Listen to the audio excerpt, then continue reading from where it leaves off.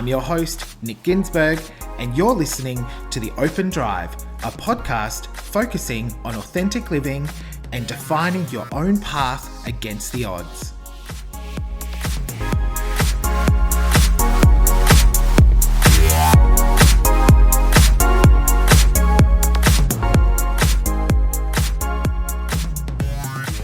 Hi there, welcome to episode 2 of the Open Drive podcast, and welcome back to the listeners from episode 1, and a huge welcome to any new listeners. Thank you so much for joining me, and thank you to everyone for joining me on this journey. I'm so excited to have this out in the world and to be able to help even just one or two people. So thank you. Please remember that you can subscribe to this podcast wherever you're listening, and also follow both the podcast Instagram, which is at The Open Drive, and you can also follow me personally on Instagram at Nick Ginsberg.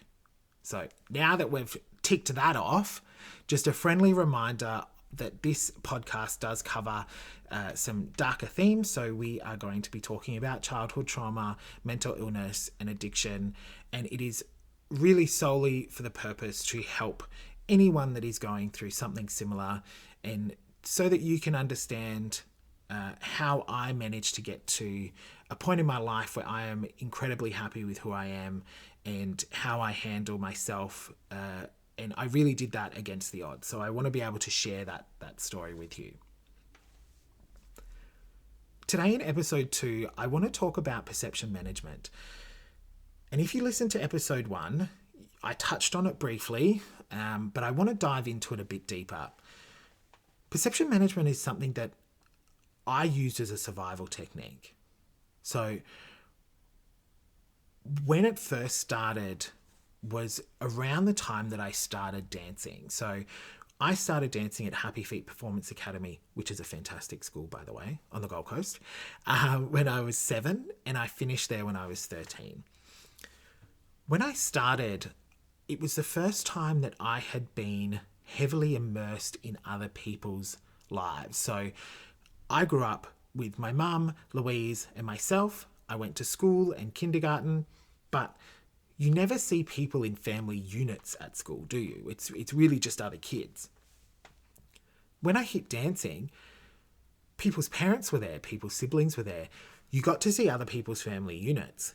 And so I very quickly realized that my family unit, whilst I love both of my parents so much and it was a unique family unit and all of that, I understood that their struggles, so addiction, mental health, meant that we were different.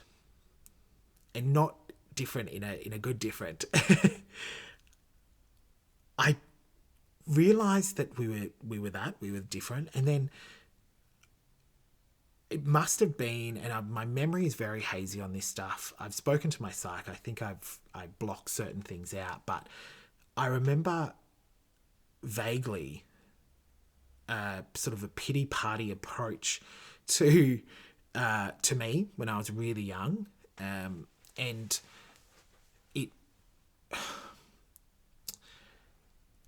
it made me realize that I need to tell people that I'm okay, but not in a don't worry about me, I'm okay, vocalizing it, saying it. It was, I need to show them that I'm great, that this is fantastic, everything is fine. And how I did that as a 7-year-old was laugh and giggle and play and have fun and sing and dance. And whilst I loved doing all of that stuff, and I was good at all of that stuff, and it brought me so much joy, I would ramp it up when I was around the parents so that there was no sort of pity party for me. No, oh, I feel so sorry for Nick. I didn't like that. I don't think anybody likes being the focus of pity. I still hate it now. Empathy, I'm all about. Love empathy. I'm an empathetic person. But pity, not so much. It doesn't sit well with me. As I progressed through dancing and I was getting closer to those teenage years, we had moments where Mum and Louise, their addictions got worse and their mental health got worse and things unravelled, as I mentioned in episode 1. And it became harder to hide that for me. So my perception management really turned to targeting people that I knew could spot it. So instead of doing it for everyone, I would target the one person that I knew was focusing on Mum and Louise not coping. I'm fine, everything's fine, is that kind of thing. Not verbalizing. It was me showing them physically that everything was fine, laughing, smiling, joking, playing, nothing's wrong. When I hit my teenage years, it shifted. So I kept doing that. Of course, as any person that went through primary or high school, I think 90% of kids were bullied and the other 10% were lucky. I was definitely in the 90%. I was bullied hard. I had 2 mums. I was very evidently gay. I was chubby. I had blonde hair. I danced. I was like a sort of a gold medal in terms of bullying. I was such a good target. And I managed to figure out a way of keeping my head low and managing the perception of the bully so that it didn't get to me. Nothing ever got to me. And of course it did. But that helped me get through that. What it did as I got a bit older is I started managing internally within our own family. Mum and Louise would have these bad moments and then feel guilty, then have bad moments, then feel guilty. It was very much a roller coaster. And during those guilty moments, I would very much say to them, no, everything's fine. Everything's okay. I know you're sorry. It's fine. Everything's okay. Looking back, I probably should have been more vocal about my emotions and how I was feeling. On the flip side, they probably also could have checked in a bit more, but that's okay. I did that throughout my teen years and especially when it came to coming out. So people find it very interesting that me, a son of gay parents, really struggled coming out. And part of it is because Mum asked me every year from when I was like 10 if I was gay. And it would be, Nick, I know you're gay, just let me know. Or Nick, if you're gay, you just need to tell me. So it was like that all the time. And what that meant is that I then started managing Mum's perception of me to try and throw her off the scent, if you will. And then as I got older and I came out and I started getting really close with my friend groups, and I realised that I couldn't do it all the time. So I couldn't keep up that sort of facade all the time. And so I let 1 or 2 people in. And they got to see all of me, the authentic me. Not that I knew it at the time, but I had no way of controlling it because I had spent so much energy on managing everyone's perception that I didn't have energy to hide any part of me once I let someone in, if that makes sense.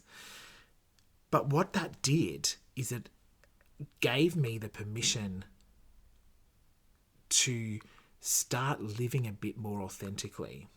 And it was such an amazing feeling when I first met someone who didn't pity me for my childhood, didn't flinch at all the aspects of me. And I remember thinking, oh, maybe I can be a bit more open. That was in my late teens. I think I was probably 19, maybe even 20. But through my 20s, I started, and it's been a long road, so I'm 34, And through my 20s, each year I would start getting to know myself a bit better, loving myself a bit better. And then when I met my husband, Richard, he really helped me just be me. And he didn't do it in any special way. He just created a safe space for me to talk, for me to react how I need to react. There was still perception management happening because that's a hard thing to break. But it gave me the space to start working on myself. So internally, looking at myself, understanding why I react in certain situations. Why do I default to that stance of managing someone's perceptions of me? Do I need to talk to a professional? What would that look like? And so throughout the last, I'd say 9 years that we've been together, 9.5 years, I've gotten to a point where I love all there is about me. I love the good. I love the not so good. And it has helped me do things and choose paths of my life so much easier because I'm listening to my gut, my authentic gut, and it's leading me in the right direction. If you are someone that also perception manages, so if you are managing everyone's perceptions, and let me be very clear, this is very different to personal branding and shining a light on what you want people to see. This is trying to hide aspects. So they're very different things. I just need to be very clear on that. Again, I'm not a psych. My psych is phenomenal. He's the one that's spoken to me about this. And hopefully if you're listening, I got most of it right. But I want to share how it's worked for me and what's happened. So how I managed to get out of that, and it was with the help of my psych, who I've been seeing for a year and a bit now, is understanding, so looking in and understanding why I react to certain situations, but more importantly, creating space within myself to let everything happen. So life isn't just about the good. There is a ton of bad in life as well. But that bad doesn't have to define you, nor does the good. You define you. So start focusing inward. Start looking at yourself. Start understanding why you react to certain things. I'll give you a very clear example, it was very easy for me to put these two together. So my mum, when I was 13, as I mentioned, she dropped me off at a friend's and then never returned. She was in a very bad state. And as you can imagine, if you were to do that as a parent, she was not in a good way. That moment has meant that there are fears of abandonment that I've held on to throughout my life. When I first started dating my husband, constantly thought he was going to leave me. Friends constantly think they're going to leave me. It's only been I'd say maybe the last 5 years that I've got a grip on that. So look at the stuff that happens in your life and how you react to it and see if you can piece it together. How I like to do it is I like to put myself in my therapist's shoes. So I put myself in Dave's shoes and I say, all right, Dave, if I was Dave, what would I say? And that's worked really well for me over the last year, especially. Before that, I would just pretend that I was some psychologist. And I'm definitely not. But that's what I would do. What would I say? What is the logical reason for this? Why would I react that way? Now, if you feel that it is much deeper for you and it's not as easy to do that and you need assistance, I cannot recommend seeing someone professionally enough. Talking to a psych is not scary. You get the right one, they make you feel safe, it is a safe space to talk about your feelings. And we all should have one, regardless of our mental health state. I think talking to someone is such a good idea. So I want to leave you on that point. Start looking inward. If you perception manage, why do you do that? And in what situations is it the worst? So when is it that you go in full flight, look at me, I'm fantastic, like a peacock? So when does your tail feathers come up? To go, don't look over here, don't look over there, look over here. When does that happen?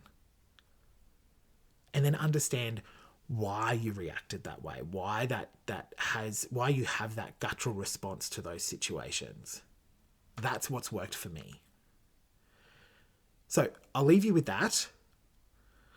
As always, please make sure you reach out to me. I want this to be a two-way street. So you get to hear me on the podcast and you get to hear my voice and my stories, but I still want to hear yours. So please make sure you follow both accounts. So my personal account at Nick Ginsberg and the podcast account at The Open Drive, both on Instagram. And please make sure you subscribe to the podcast so you don't miss any future episodes. And finally, once you follow, flick me a DM. Let's share our stories. I want us to come together, and shared knowledge is so powerful. So I'm going to leave you with that.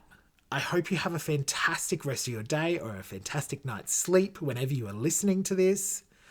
And I will see you in episode 3. Thank you so much for listening. See ya.